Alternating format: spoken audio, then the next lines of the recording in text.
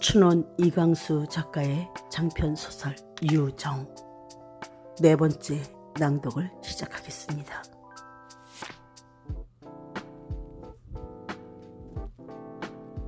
정임은 더 파스 묻기가 미안한 모양이나 그 눈에는 의심과 불안이 꽉 찬 것이 분명하였어. 그러나 나는 지금 정임의 마음을 괴롭게 할 말을 하여서는 아니 될 것을 생각하였소. 그러나 정임에게 가장 놀랍지 아니하게 가장 정임이가 받을 타격의 분량이 적도록 그동안 일어난 사정을 말하지 아니지 못할 필요도 있는 것은 사실이요. 그 일은 정임에게도 관계가 되는 일이니까. 나는 어디 여행을 좀 하고 올란다. 그래서 떠나기 전에 너를 한 번 더 보고 가려고 왔다. 몸도 성하지 못한 것을 혼자 두고 가서 안 되었지만은 내가 이때야 별 수 없고 네 치료비는 피 선생에게 맡기고 가니 아무 때나 필요하거든 찾아 써라. 전략했으면 네가 일생이라도 먹고 살만하니 돈 걱정은 말고 부디 몸 조심해서 공부를 잘해라. 네가 호흡기가 약하니까 학교를 졸업하더라도 교사 노릇할 생각은 말고 혼인하기까지에는 너 혼자서 네 마음대로 책이나 보고 너 하고 싶은 일을 하여라. 내가 너를 8살부터 길렀으니 의로나 정으로나 내 친딸과 조금도 다름이 없을 뿐더러 부모도 안 계시고 몸도 약하니 내가 순임이를 생각하는 것보다 너를 더 가엾게 생각한다. 내 생각 같아서는 너를 늘 내 곁에 두고 싶건만은 어디 사정이 그리 되느냐. 그러니 너는 내 집에 올 생각도 말고 너 혼자 네 길을 개척하여라. 나는 네가 범상한 아이가 아닌 것을 믿는다. 너는 반드시 남 못한 일을 할 아이인 줄을 믿는다. 그러니까 부디 몸을 조심해서 부디 주의해서 세상이 너를 향하여 무슨 말을 할지라도 무슨 참을 수 없는 말을 할지라도 도무지 괴로워 말고 흔들리지도 말고 태연하게 나가거라. 너는 내 크나큰 희망 중에 하나다. 부디 내 말을 허술히 알지 말고. 알아들었니? 이 모양으로 말을 하였소. 여행 중에 준비하여서 아주 냉정하게 말하려던 것이 정작 정임에 대해서 이 말을 하게 되니 점점 흥분이 되어서 말이 떨리고 눈물이 끓어오름을 깨달았소. 고개를 숙이고 서서 듣던 정임은 울기 시작하였소. 그는 울음을 참으려고 안간 힘을 쓰는 모양이었으나 몸이 흔들리고 눈물이 쏟아졌소. 나는 아뿔싸 이거 안 되겠구나 하고 벌떡 일어나서 정임의 어깨에 손을 얹고 아가 울지 마라. 울면 병이 더 친다. 자, 가 들어 누워라. 내 여관에 갔다가 내일 아침에 오마. 어서 울지 말고 가 들어 누워. 하고 정임을 침대 곁으로 밀었소. 그랬더니 정임은 열정에 견디지 못하는 듯이 내 가슴에 얼굴을 대고 더욱 느껴 우어. 예, 울지 말어. 하고 나는 아비의 위엄으로 소리를 질렀소. 그리고 정임의 어깨를 잡아서 몸에서 떼어 밀었소. 정임은 눈물이 흐르는 눈으로 나를 바라보면서 느끼는 소리로 저를 딸이라고 불러주셔요 하고는 또 내 가슴에 얼굴을 묻고 몸을 내게 기대었소. 오냐, 네가 내 딸이다. 내가 네 돌아가신 아버지 대신 네 아버지다. 정임아, 네가 내 딸이다. 하고 나는 터지려는 울음을 참으면서 정임의 등을 한번 만져주었소. 그리고 정임아, 이제 울지 말고 들어 누워서 안정해라. 하고 나는 정임을 억지로 떠밀어다가 침대에 누이고 담요를 덮어주고 눈물을 씻어주고 그리고는 그런데 이 간호부는 어디 갔단 말이냐? 내보냈다지. 그럼 스키소이는 어디 갔단 말이냐? 하고 교의에 돌아와 앉았어. 정임은 대답이 없고 다만 두 손으로 낯을 가리우고 울기만 하였어. 이때 간호부가 저녁 검문을 하러 들어왔어. 나는 일어나서 공손하게 인사하고 정임이가 신세진 치아를 하였어. 속히 나으셔서 기쁘시겠습니다. 하고 간호부는 답례를 하고 정임의 곁으로 갔어. 난상 주무시오. 우시오. 좋지 않습니다. 하고 검은기를 정임의 배에 놓고 나가버리오. 나는 병원에서 어떤 모양으로 영원에 돌아왔는지 모르오. 어디서 어떻게 택시를 주워 타고 어떻게 호텔 문을 들어와서 층층대를 올라왔는지 모르오. 어떻게 보이에게 키를 달래가지고 문을 열고 들어왔는지 모르오. 정임의 앞에서 억제하였던 모든 감정이 병원 문을 나서면서 폭발이 된 것이오. 방에 들어와 앉아서 나는 불을 켤 생각도 아니하고 저녁을 먹을 생각도 아니하고 취한 사람 모양으로 얼빠진 사람 모양으로 언제까지든지 몸도 꼼짝 아니하고 앉아 있었소. 밖에서는 비가 오는 모양이오. 전차와 자동차 달리는 소리가 빗소리에 섞여서 오는 소리 모양으로 들리오. 나는 교의에서 벌떡 일어나며 가자, 내일 아침에 떠나자. 정임에게는 온다 간다 말도 없이 가버리고 말자. 하고 혼자 중얼거렸어. 그리고 식당에 가서 요기를 하고는 로비에 앉아서 사람들이 오락가락하는 것을 보고 있었어. 밖에서 들어오는 사람들의 외투에 물방울이 반짝거리는 것을 보니 상당히 비가 오는 모양이요. 로비 한편 구석 테이블 앞에 어떤 인도 사람인 듯한 이 하나가 혼자 앉아서 무슨 생각을 하고 있어. 그렇게도 고요하게, 그렇게도 애수의 빛을 띠고 다른 아리안족들은 모두 혹은 동족 여자와 혹은 일본 여자와 유쾌하게 기운 있게 한담을 하는데 인도인 신사 한 분만이 그렇게도 적막하게 앉았소. 내가 내일 이곳을 떠나면 어디로 갈는지 모르거니와 내 앞에 닥칠 내 신세가 꼭 저 인도인의 신세와 같을 것 같았소. 영국인, 미국인 그 혹이 있는 사람들에게는 말을 붙일 생각이 없었으나 나는 이 인도인 신사와는 말을 붙여보고 싶었소.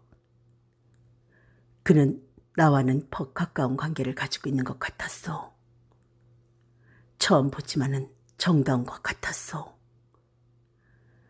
그러나 내 가슴에 사무친 한량없는 근심은 이 인도인 신사에게 말을 붙일 여유를 주지 아니하였소.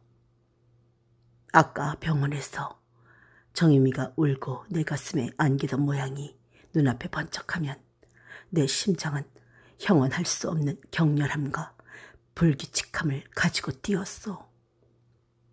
쾅쾅쾅쾅 하는 절망적이요 어지러운 소리가 내 귀에 들리는 듯하였소. 나는 2층인 내 방으로 올라왔소. 나는 내 마음의 평정을 억지로 회복할 양으로 활활 옷을 벗고 목욕을 하고 그리고 자리옷을 갈아입고 그리고는 불을 끄고 침대 속으로 뛰어들어가서 나는 잔다 하고 스스로 소리를 질렀소. 나는 몇 번이나 등을 켰다가는 끄고 하다가 마침내 벌떡 일어났소. 나는 편지지를 내어놓고 사랑하는 딸 정임아 하고 썼다가는 사랑하는이라는 말이 온당치 아니한 듯하여 찢어버리고 내 딸 정임아 하고 썼다가는 네라는 말이 불온하다 하여 찢어버리고 마침내 딸 정임아 나는 간다. 어딘지 모르는 곳으로 나는 간다. 나는 조선을 버리고 내가 지금까지 위에서 살고 속에서 살고 더불어 살던 모든 것을 떠나서 나는 지향 없이 간다. 내 딸아, 나는 네 일기를 보았다. 네가 나를 얼마나 사모해 주는지를 잘 알았다. 그리고 아까 네가 울면서 내 가슴에 안기던 정을 내가 안다. 부모도 없는 너, 외로운 너, 병든 너의 그 형언할 수 없는 정막을 내가 안다. 그러나 정임아, 나는 네 사모함을 받을 수가 없는 사람이다. 네가 나를 사모하는 이만큼 나도 너를 하고 그 다음 말을 무엇이라고 쓸까 하고 붓을 정지하였소. 나도 너를 사모라는 것은 물론 말이 아니 되고 나는 너를 사랑이라고 하면 하고 나는 아니 하고 힘있게 몸을 흔들었소. 나는 사랑이란 말에 이르러서 힘있게 몸을 흔들고는 붓대를 내던지고 황송한 망상을 떨쳐 버리려고 문을 열고 루프로 나갔소. 한참이나 인적 없는 루프로 거닐다가 빗방울이 내 뜨거운 뺨을 치는 것을 깨달았소. 동풍인지 북풍인지 모르나 바람이 부어 입김 모양으로 훅 불고는 그치고 그럴 때마다 빗발이 가로 뿌리요. 긴자의 네온 쌓인 빛이 파우스트에 나오는 요기의 불빛 모양으로 푸르물에 하게 허공을 비추어 동경의 불바다는 내 마음을 더욱 음침하게 하였소. 이때 뒤에서 모시모시 하는 소리가 들렸소. 그것은 흰 저고리를 입은 호텔 보이였소. 왜? 하고 난 고개만 돌렸소. 손님이 오셨습니다. 손님? 하고 나는 보이에게로 한 걸음 가까이 갔소. 나를 찾을 손님이 어디 있나 하고 나는 놀란 것이요. 따님께서 오셨습니다. 방으로 모셨습니다. 하고 보이는 들어가 버리고 말았소. 따님? 하고 나는 더욱 놀랐소. 수님이가 서울서 나를 따라왔나? 그것은 안 될 말이요. 수님이가 내 뒤를 따라 떠났더라도 아무리 빨리 와도 내일이 아니면 못 왔을 것이요. 그러면 누군가? 정임인가? 정임이가 병원에서 뛰어온 것인가? 나는 두근거리는 가슴을 억지로 진정하면서 내 방문을 열었소. 그것은 정임이었소. 정임은 내가 쓰다가 둔 편지를 보고 있다가 벌떡 일어나 내게 달려들어 안겨버렸소. 나는 얼빠진 듯이 정임이가 하라는 대로 내버려 두었소. 그 편지는 붙이려고 쓴 것도 아닌데 그 편지를 정임이가 본 것이 안 되었다고 생각하였소. 형, 나를 책망하시오. 심히 부끄러운 말이지만 나는 정임을 힘껏 껴안아주고 싶었소. 나는 몇 번이나 정임의 등을 굽어보면서 내 팔에 힘을 넣으려고 하였소. 정임은 심히 귀여웠소. 정임이가 그처럼 나를 사모하는 것이 심히 기뻤소. 나는 감정이 지우쳐서 눈이 안 보이고 정신이 몽롱하여짐을 깨달았소. 나는 아프고 쓰린 듯한 기쁨을 깨달았소. 영어로 엑스터시라든지 한문으로 무아의 경지란 이런 것이 아닌가 하였소. 나는 40평생에 이러한 경험을 처음 한 것이오.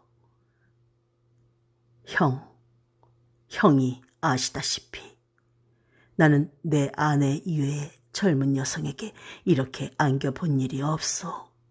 물론 안아본 일도 없소. 그러나 나는 나를 눌렀소. 내 타오르는 애욕을 차디찬 이지의 입김으로 불어서 끄려고 애를 썼소. 글쎄 웬일이냐? 앓는 것이 이 밤중에 비를 맞고 왜 나온단 말이냐? 철없는 것 같으니. 하고 나는 아버지의 이엄으로 정임의 두 어깨를 붙들어 암체어에 앉혔소. 그리고 나도 테이블을 하나 세워두고 맞은편에 앉았소. 정임은 부끄러운 듯이 두 손으로 낯을 가리우고 제 무릎에 엎드려 울기를 시작하오. 정임은 누런 갈색의 외투를 입었소. 무엇을 타고 왔는지 모르지만 구두에는 꽤 많이 물이 묻고 모자에는 빗방울 얼룩이 보이오. 네가 이러다가 다시 병이 덧치면 어찌한단 말이냐? 아이가 왜 그렇게 철이 없니? 하고 나는 더욱 냉랭한 어조로 책망하고 데스크 위에 놓인 내 편지 초를 집어 박박 찢어버렸어. 종이 찢는 소리에 정임은 잠깐 고개를 들어서 처음에는 내 손을 보고 다음에는 내 얼굴을 보았소. 그러나 나는 모르는 체하고 도로 교의에 돌아와 앉아서 가만히 눈을 감았소. 그리고 도무지 흥분되지 아니한 모양을 꾸몄소. 어떻게나 힘드는 일이요. 참으면 참을수록 내 이빨이 마주 부딪고 얼굴의 근육은 실룩거리고 손은 불끈불끈 쥐어지오. 정말 내일 가세요? 하고 아마 5분 동안이나 침묵을 지키다가 정임이가 고개를 들고 물었소. 그럼 가야지. 하고 나는 빙그레 웃어 보였소. 저도 데리고 가세요. 하는 정임의 말은 마치 서리빨이 날리는 칼날과 같았소. 나는 깜짝 놀라서 정임을 바라보았소. 그의 눈은 빛나고 입은 꼭 다물고 얼굴의 근육은 팽팽하게 캥겼소. 정임의 얼굴에는 찬바람이 도는 무서운 기운이 있었소. 나는 즉각적으로 죽기를 결심한 여자의 모양이라고 생각하였소. 열정으로 불덩어리가 되었던 정임은 내가 보이는 냉랭한 태도로 말미암아 갑자기 얼어버린 것 같았소. 어디를? 하고 나는 정임의 저도 데리고 가세요 하는 담대한 말에 놀라면서 물었소. 어디든지 아버지 가시는 데면 어디든지 저를 데리고 가세요. 저는 아버지를 떠나서는 혼자서는 못 살 것을 지나간 반달 동안에 잘 알았습니다. 아까 아버지 오셨다 가신 뒤에 생각해 보니까 암만 해도 아버지는 다시 저에게 와 보시지 아니하고 가실 것만 같아요.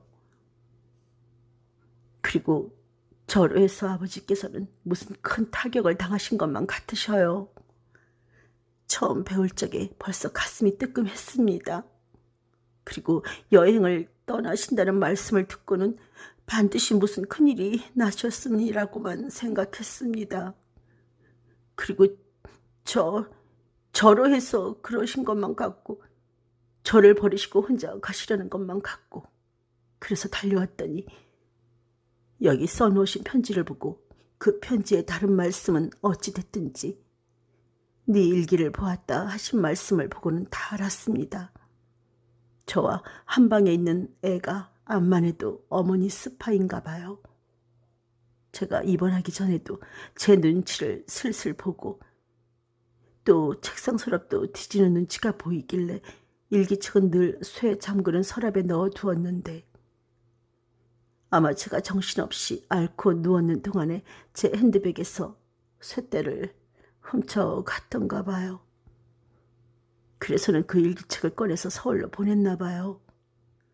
그걸로 해서 아버지께서는 불명예스러운 누명을 쓰시고 학교 일도 내놓으시게 되고 집도 떠나시게 되셨나 봐요. 다시는 집에 안 돌아오실 양으로 결심을 하셨나 봐요. 아까 병원에서 또 하시던 말씀이 모두 유언하시는 것만 같아서 퍽 의심을 가졌었는데 지금 그 쓰시던 편지를 보고는 다 알았습니다. 그렇지만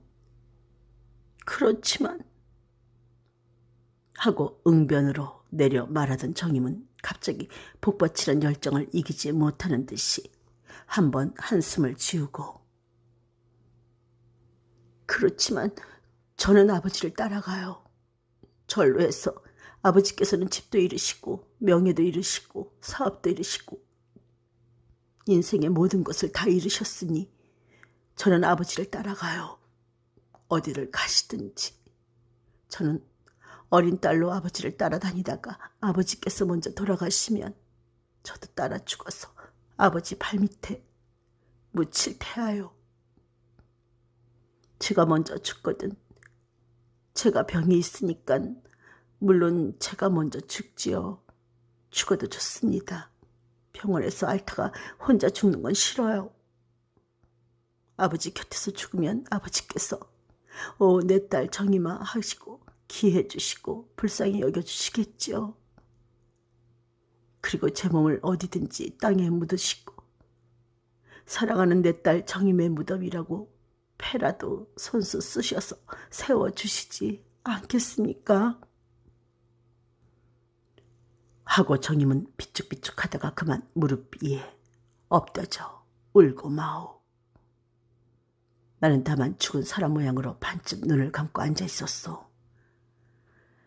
가슴속에는 정임의 곁에서 지지 않는 열정을 품으면서도 정임의 말대로 정임을 데리고 아무도 모르는 곳으로 가버리고 싶으면서도 나는 이 열정의 불길을 내 입김으로 꺼버리지 아니하면 아니 되는 것이었소. 제가 왜 났어요? 왜 하나님께서 저를 세상에 보내셨어요? 아버지의 일생을 파멸시키려 난 것이지요.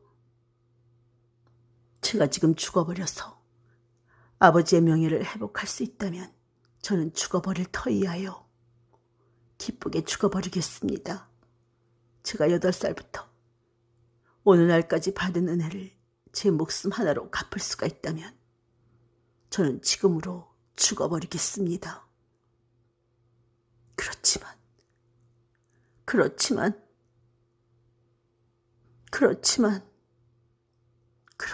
저는 다만 하루라도 아버지 곁에서 살고 싶어요. 다만 하루만이라도. 아버지, 제가 왜 이렇습니까? 네? 제가 어려서 이렇습니까? 미친년이 되어서 이렇습니까? 아버지께서는 아실 테니 말씀해 주세요. 하루만이라도 아버지를 모시고 아버지 곁에서 살았으면 죽어도 한이 없겠습니다. 제 생각이 잘못이야요? 제 생각이 죄야요? 왜 죄입니까? 아버지, 저를 버리시고 혼자 가시지 마세요. 네? 정임아, 너를 데리고 가마 하고 약속해 주세요. 네? 정임은 아주 담대하게 제가 하고자 하는 말을 다 하오. 그 얌전한 수사판 정임의 속에 어디 그러한 용기가 있었던가. 참 이상한 일이오. 나는 귀여운 어린 계집애 정임의 속에 엉큼한 여자가 들어앉은 것을 발견하였소. 그가 몇 가지 재료, 내가 여행을 떠난다는 것과 제 일기를 보았다는 것을 종합하여 나와 저와의 새에 또 그 때문에 어떠한 일이 일어날 것을 추측하는 그 상상력도 놀랍거니와, 그렇게 내 앞에서는 별로 입도 벌리지 아니하던 그가 이처럼 담대하게 제 속에 있는 말을 거리낌 없이 다 해버리는 용기를 아니 놀랄 수 없었소. 내가 사내요 어른인 내가 도리어 정임에게 리드를 받고 놀림을 받음을 깨달았소. 그러나 정임을 위해서든지 중년 남자의 위신을 위해서든지 나는 의지력으로 도덕력으로 정임을 누르고 훈계하지 아니하면 아니 되겠다고 생각하였소. 정임아 하고 나는 비로소 입을 열어서 불렀소. 내 어성은 장중하였소. 나는 할 수 있는 위엄을 다하여 정임아 하고 부른 것이오. 정임아, 네 속은 다 알았다. 네 마음, 네 뜻은 그만하면 다 알았다. 네가 나를 그처럼 생각해 주는 것을 고맙게 생각한다. 기쁘게도 생각한다. 그러나 정임아 하고 나는 1층 태도와 소리를 엄숙하게 하여 네가 청하는 말은 절대로 들을 수 없는 말이다. 내가 너를 친딸같이 사랑하기 때문에 나는 너를 데리고 가지 못하는 것이다. 나는 세상에서 죽고 조선에서 죽더라도 너는 죽어서 아니 된다. 차마 너까지는 죽이고 싶지 아니하단 말이다. 내가 어디 가서 없어져 버리면 세상은 네게 씌운 누명이 애매한 줄을 알게 될 것이 아니냐. 그리 되면 너는 조선의 좋은 일꾼이 되어서 일도 많이 하고 또 사랑하는 남편을 맞아서 행복된 생활도 할 수 있을 것이 아니냐. 그것이 내가 너에게 바라는 것이다. 내가 어디 가 있든지 내가 살아있는 동안 나는 네가 잘 되는 것만, 행복되게 사는 것만 바라보고 혼자 기뻐할 것이 아니냐. 네가 다 옳게 알았다. 나는 네 말대로 조선을 영원히 떠나기로 하였다. 그렇지만은 나는 이렇게 된 것을 조금도 슬퍼하지 아니한다. 너를 위해서 내가 무슨 희생을 한다고 하면 내게는 그것이 큰 기쁨이다. 그뿐 아니라 나는 이제는 세상이 싫어졌다. 더 살기가 싫어졌다.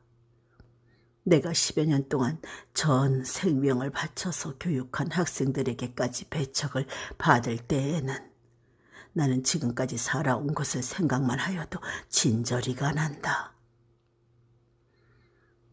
그렇지만은 나는 이것이 다 내가 부족한 때문인 줄을 잘 안다.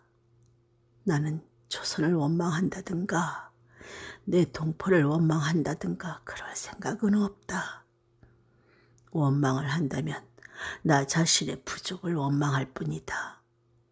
내가 원체 교육을 한다든지 남의 지도자가 된다든지 할 자격이 없음을 원망한다면 원망할까?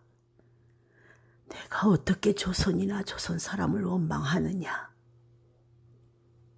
그러니까 이제 내게 남은 일은 나를 조선에서 없애버리는 것이다.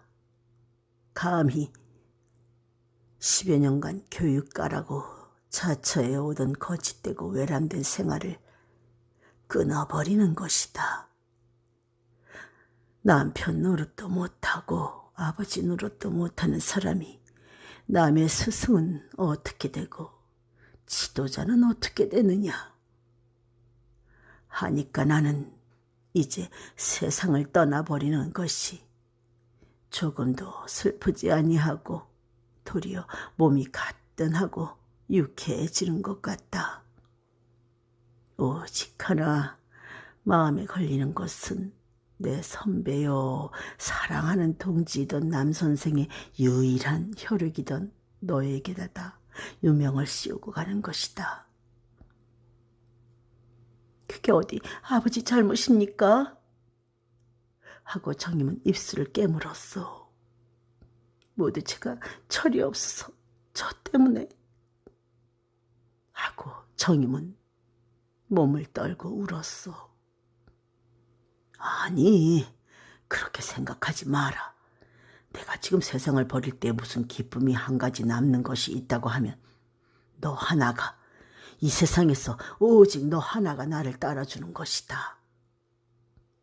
아마 너도 나를 잘못 알고 따라주는 것이겠지만은 세상이 다 나를 버리고 처자까지도 다 나를 버릴 때에 오직 너 하나가 나를 소중히 알아주니 어찌 고맙지 않겠느냐. 그러니까 정임아, 너는 몸을 조심하여서 건강을 회복하여서 오래 잘 살고 그리고 나를 생각해다오. 하고 나도 울었소. 형, 내가 정임에게 이런 말을 한 것이 잘못이지요. 그러나 나는 그때 이런 말을 아니할 수 없었어. 왜 그런 거 하니? 그것이 내 진정이니까. 나도 학교 선생으로, 교장으로, 또 주제넘게 지사로에 일생을 보내노라고 마치 오직 얼음 같은 의지력만 가진 사람 모양으로 40평생을 살아왔지만은 내 속에도 열정은 있었던 것이요. 다만 그 열정을 누르고 죽이고 있었을 뿐이요. 물론 나는 아마 일생에 이 열정의 고삐를 놓아줄 날이 없겠지요. 만일 내가 이 열정의 고삐를 놓아서 자유로 달리게 한다고 하면 나는 이 경우에 정임을 안고 내 열정으로 정임을 태워버렸을지도 모르요. 그러나 나는 정임이가 열정으로 탈수록 나는 내 열정의 고삐를 두 손으로 꽉 붙들고 이를 악물고 매달릴 결심을 한 것이요. 11시. 정임아, 인제 병원으로 가거라. 하고 나는 엄연하게 명령하였소. 내일 저를 보시고 떠나시지요? 하고 정임은 눈물을 씻고 물었소. 그럼 제2조 교수도 만나고 너도 보고 떠나지. 하고 나는 거짓말을 하였소. 이 경우에 내가 거짓말쟁이라는 큰 죄인이 되는 것이 정임에게 대하여 정임을 위하여 가장 옳은 일이라고 생각한 까닭이요. 정임은 무서운 직각력과 상상력을 가진 정임은 내 말의 진실성을 의심하는 듯이 나를 뚫어지게 바라보았소. 나는 차마 정임의 시선을 마주 보지 못하여 외면하여 버렸소. 정임은 수건으로 눈물을 씻고 채경 앞에 가서 화장을 고치고 그리고 저는 가요? 하고 내 앞에 허리를 굽혀서 작별 인사를 하였소. 가 자거라. 하고 나는 극히 범연하게 대답하였소. 나는 자리옷을 입었기 때문에 현관까지 작별할 수도 없어서 보이를 불러 자동차를 하나 준비하라고 명하고 내 방에서 작별할 생각을 하였소. 내일 병원에 오세요. 하고 정임은 고개를 숙이고 낙노하였어. 오, 가마. 하고 나는 또 거짓말을 하였어. 세상을 버리기로 결심한 사람의 거짓말은 하나님께서도 용서하시겠지요. 설사 내가 거짓말을 한 채로 지옥에 간다 하더라도 이 경우에 정임을 위하여 거짓말을 아니할 수가 없지 않소. 내가 거짓말을 아니하면 정임은 아니 갈 것이 분명하였소. 전 가요? 하고 정임은 또 한 번 절을 하였으나 소리를 내어서 울었소. 울지 마라. 몸 상한다. 하고 나는 정임에게 대한 최후의 친절을 정임의 곁에 한 걸음 가까이 가서 어깨를 또닥또닥 하여 주고 외투를 입혀주었소. 안녕히 주무세요. 하고 정임은 문을 열고 나가버렸소. 정임의 걸어가는 소리가 차차 멀어졌소. 나는 얼빠진 사람 모양으로 그 자리에 우두커니 서 있었소. 창에 부딪히는 빗발 소리가 들리고 자동차 소리가 먼 나라에서 오는 것 같이 들리오. 이것이 정임이가 타고 가는 자동차 소리인가? 나는 정임을 따라가서 붙들어 오고 싶었소. 내 몸과 마음은 정임을 따라서 허공에 떠가는 것 같았소. 아, 이렇게 나는 정임을 곁에 두고 싶을까? 이렇게 내가 정임의 곁에 있고 싶을까?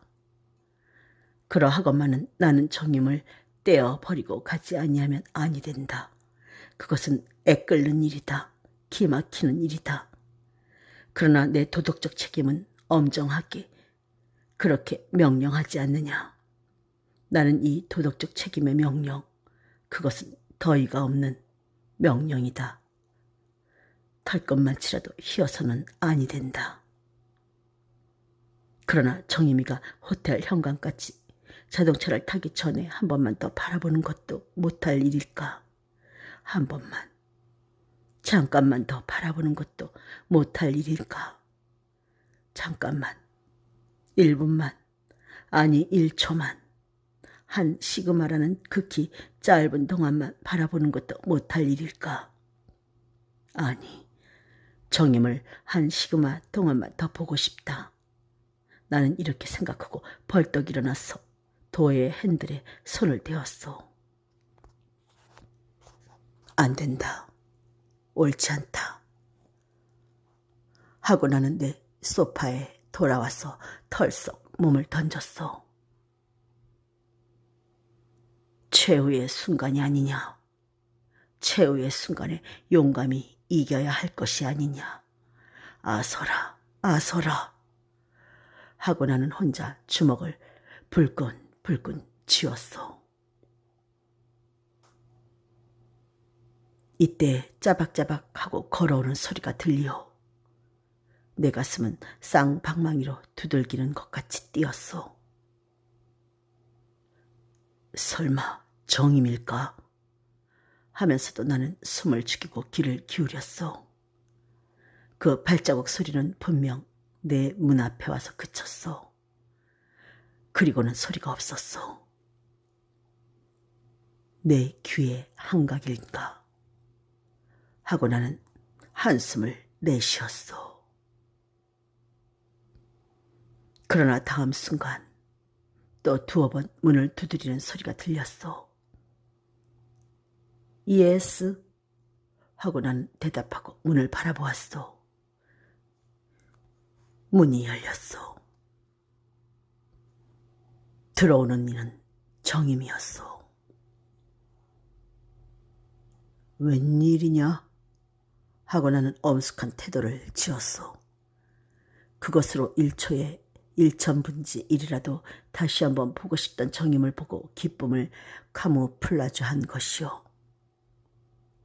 정임은 서슴지 않고 내 뒤에 와서 내 교의에 몸을 기대며 암만 해도 오늘이 마지막인 것만 같아서 다시 배울 기약은 없는 것만 같아서 가다가 돌아왔습니다. 한 번만 더 뵙고 갈 양으로요. 그래, 돌아와서도 들어올까 말까 하고 주저주저 하다가 이것이 마지막인데 하고 용기를 내어서 들어왔습니다. 내일 저를 보시고 가신다는 것이 불어하신 말씀만 같고 마지막 배운데도 그래도 한 번 더 배우기만 해도 하고 정님의 말은 끝을 아물지 못하였소. 그는 내 등 뒤에 서 있기 때문에 그가 어떠한 표정을 하고 있는지는 볼 수가 없었소. 나는 다만 아버지의 염으로 정면을 바라보고 있었을 뿐이요.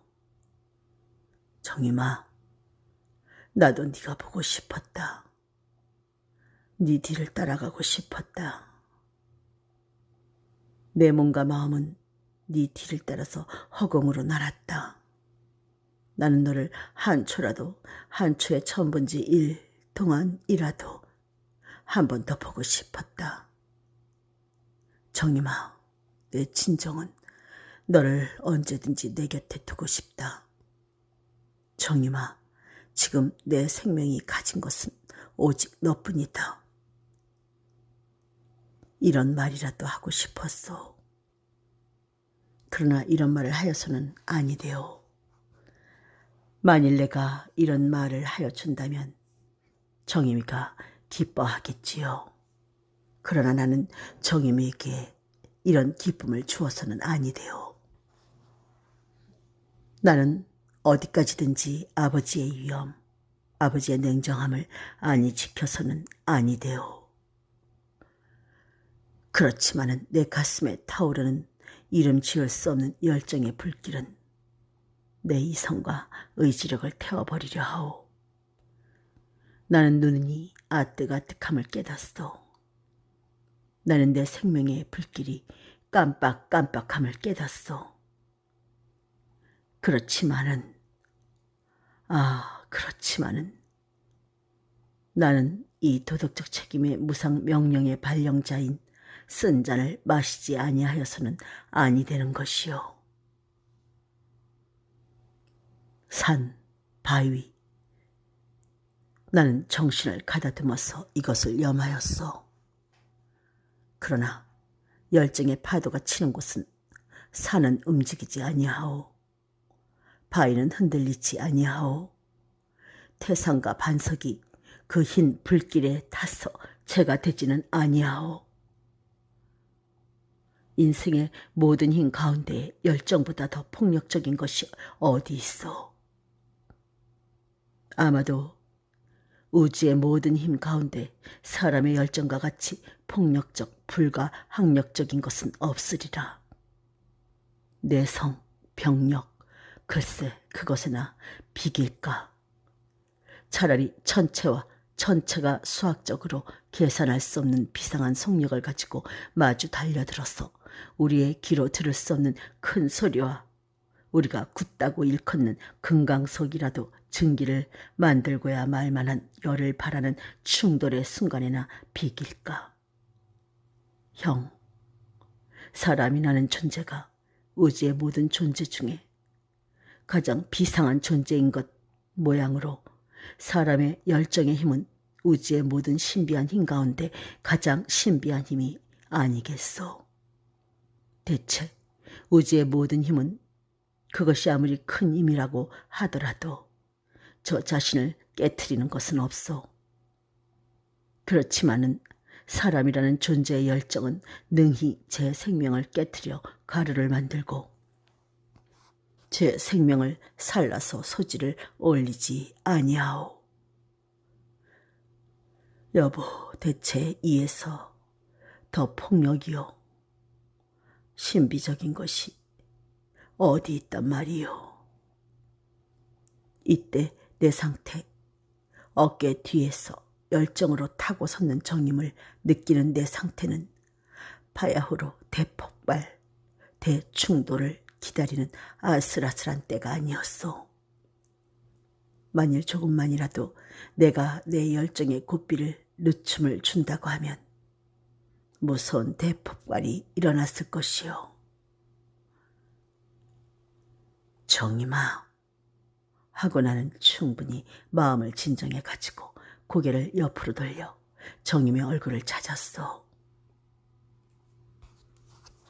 네, 하고 정임은 입을 약간 내 귀 가까이로 가져와서 그 시근거리는 소리가 분명히 내 귀에 들리고 그 후끈후끈하는 뜨거운 입김이 내 목과 뺨에 감각되었어. 억지로 진정하였던 내 가슴은 다시 설레기를 시작하였어. 그 불규칙한 숨소리와 뜨거운 입김 때문이었을까? 시간 늦는다. 어서 가거라. 이 아버지는 언제까지든지 너를 사랑하는 딸로 소중히 가슴에 품고 있으마. 또 후일에 다시 만날 때도 있을지 아느냐. 설사 다시 만날 때가 없다기로서니 그것이 무엇이 그리 대수냐. 나이 많은 사람은 먼저 죽고 젊은 사람은 오래 살아서 인생의 일을 많이 하는 것이 순서가 아니냐. 너는 몸이 아직 약하니 마음을 잘 안정해서 어서 건강을 회복하여라.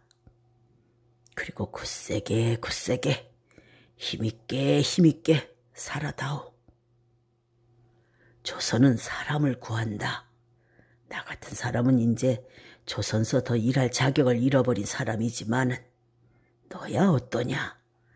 설사 누가 무슨 말을 해서 학교에서 학비를 안이 준다거든 내가 너에게 준 재산을 가지고 너 마음대로 공부를 하려무나. 네가 그렇게 해주어야 나를 이해하는 것이다. 자, 이제 가거라. 네 앞길이 양양하지 아니하냐. 자, 이제 가거라. 나는 내일 아침 동경을 떠날란다. 자, 어서. 하고 나는 하평하게 웃는 낯으로 일어섰어. 정임은 울먹울먹하고 고개를 숙이오. 밖에서는 바람이 점점 강해져서 소리를 하고 유리창을 흔들어. 그럼 전 가요? 하고 정임은 고개를 들었어. 그래, 어서 가거라. 벌써 11시 반이다. 병원문은 아니 닫니? 정임은 대답이 없어. 어서 하고 나는 보이를 불러 자동차를 하나 준비하라고 일렀어. 갈랍니다. 하고 정임은 고개를 숙여서 내게 인사를 하고 문을 향하여 한 걸음 걷다가 잠깐 주저하더니 다시 돌아서서 저를 한 번만 안아주셔요. 아버지가 어린 딸을 안듯이 한 번만 안아주셔요. 하고 내 앞으로 가까이 와 서오. 나는 팔을 벌려주었어. 정임은 내 가슴을 향하고 몸을 던졌어. 그리고 제 입뺨, 젖뺨을 내 가슴에 대고 비볐어. 나는 두 팔을 정임의 어깨에 가벼이 놓았어. 이러한 지 몇 분이 지났어. 아마 1분도 다 못 되었는지 모르오.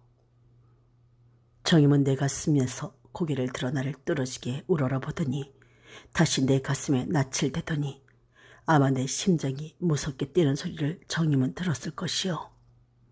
정임은 다시 고개를 들고 어디를 가시든지 편지나 주셔요. 하고 굵은 눈물을 떨구고는 내게서 물러서서 또 한 번 절하고 안녕히 가셔요. 만주든지 아령이든지 조선 사람 많이 사는 곳에 가셔서 일하고 사셔요. 돌아가실 생각은 마셔요. 제가 아버지 말씀대로 혼자 떨어져 있으니 아버지도 제 말씀대로 돌아가실 생각은 마셔요. 네, 그렇다고 대답하셔요. 하고는 또 한 번 내 가슴에 몸을 기대어 죽기를 결심한 나는 오냐 그러마 하는 대답을 할 수는 없었어. 그래서 내 살도록 힘쓰마 하는 약속을 주어서 정임을 돌려보냈어. 정임의 발자국 소리가 안 들리게 된 때에 나는 빠른 걸음으로 옥상 정원으로 나갔어. 비가 막 뿌리오. 나는 정임이가 타고 나가는 자동차라도 볼 양으로 호텔 현관 앞이 보이는 꼭대기에 올라갔어. 현관을 떠난 자동차 하나가 전찻길로 나서서는 북을 향하고 달아나서 순식간에 그 꽁무니에 달린 붉은 불조차 쓰러져 버리고 말았소. 나는 미친 사람 모양으로 정임아, 정임아 하고 수없이 불렀소. 나는 4층이나 되는 이 꼭대기에서 뛰어내려서 정임이가 타고 간 자동차의 뒤를 따르고 싶었소. 아, 영원한 인생의 이별.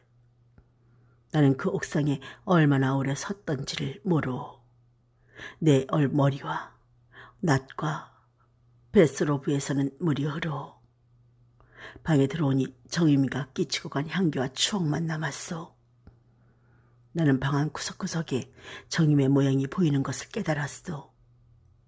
특별히 정임이가 고개를 숙이고 서 있던 내 교의 뒤에는 분명히 갈색 외투를 입은 정임의 모양이 완연하오. 정임아 하고 나는 그곳으로 따라가오. 그러나 가면 거기는 정임은 없소. 나는 교의에 앉소. 그러면 정임의 시근시근하는 숨소리와 더운 입김이 분명 내 오른편에 감각이 되오. 아, 무서운 한각이여. 나는 자리에 눕소. 그리고 정임의 한각을 피하려고 불을 끄오. 그러면 정임이가 내게 안기던 자리쯤에 환하게 정임의 모양이 나타나오. 나는 불을 켜오. 또 불을 끄오. 날이 밝자 나는 비가 갠 것을 다행으로 비행장에 달려가서 비행기를 얻어 탔소. 나는 다시 조선의 하늘을 통과하기가 싫어서 북강에서 비행기에서 내려서 문사에 와서 대련으로 가는 배를 탔소. 나는 대련에서 내려서 하룻밤을 여관에서 자고는 곧 장충 가는 급행을 탔소. 물론 아무에게도 엽서 한 장 한 일 없었소. 그것은 인연을 끄는 세상에 대하여 연연한 마음을 가지는 것을 부끄럽게 생각한 까닭이요. 차가 옛날에는 우리 조상네가 살고 문화를 짓던 옛 터전인 만주의 벌판을 달릴 때에는 감회도 없지 않았소.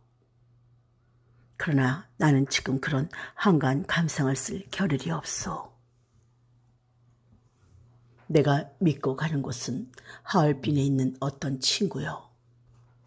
그런 R이라는 사람으로서 경술련의 A씨 등의 망명객을 따라 나갔다가 아라사에서 무관학교를 졸업하고 아라사 사관으로서 구주대전에도 출정을 하였다가 혁명 후에도 이내 적의군에 머물러서 지금까지 소비에트 장교로 있는 사람이요.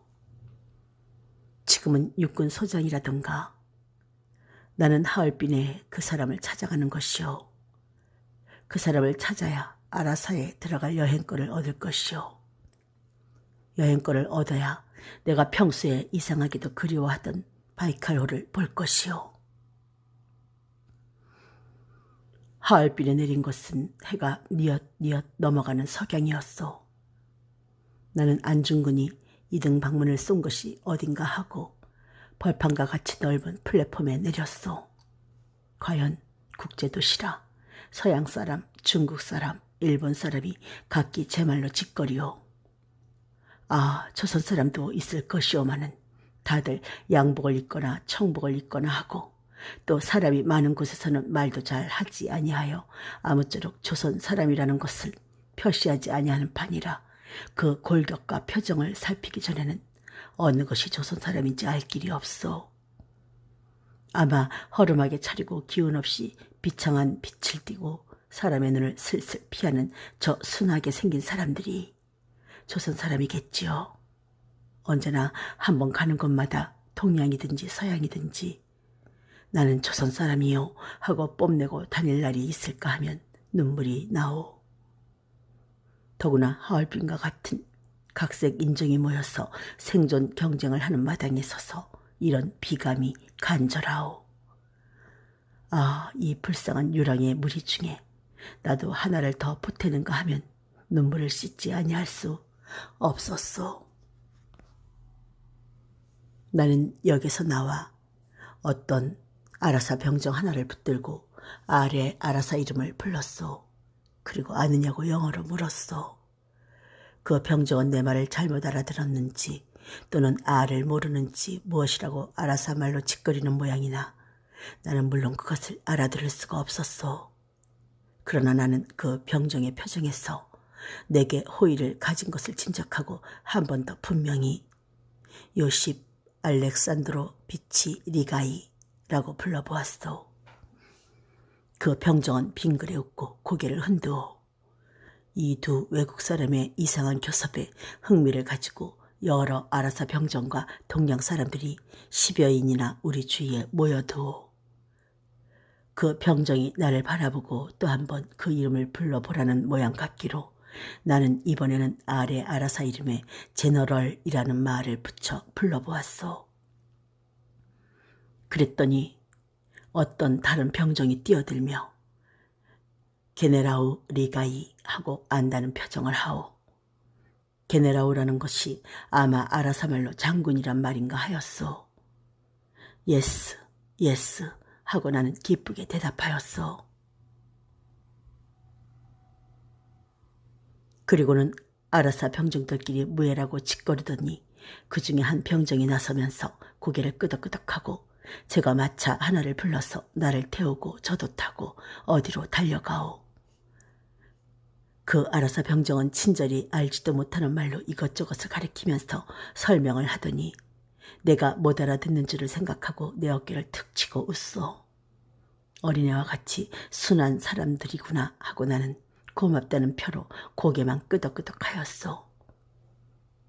어디로 어떻게 가는지 서양 시가로 달려가다가 어떤 큰 저택 앞에 이르러서 마차를 그 현관 앞으로 들이몰았어.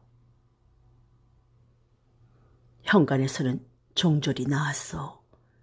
내가 명함을 들여보냈더니 부관인 듯한 아라사 장교가 나와서 나를 의리의리한 응접실로 인도하였어. 얼마 있노라니 중년이 넘은 어떤 대장이 나오는데 군복에 칼끝만 느렸어. 이게 누구요? 하고 그 대장은 달려들어서 나를 껴안았어. 25년 만에 만나는 우리는 서로 알아본 것이요.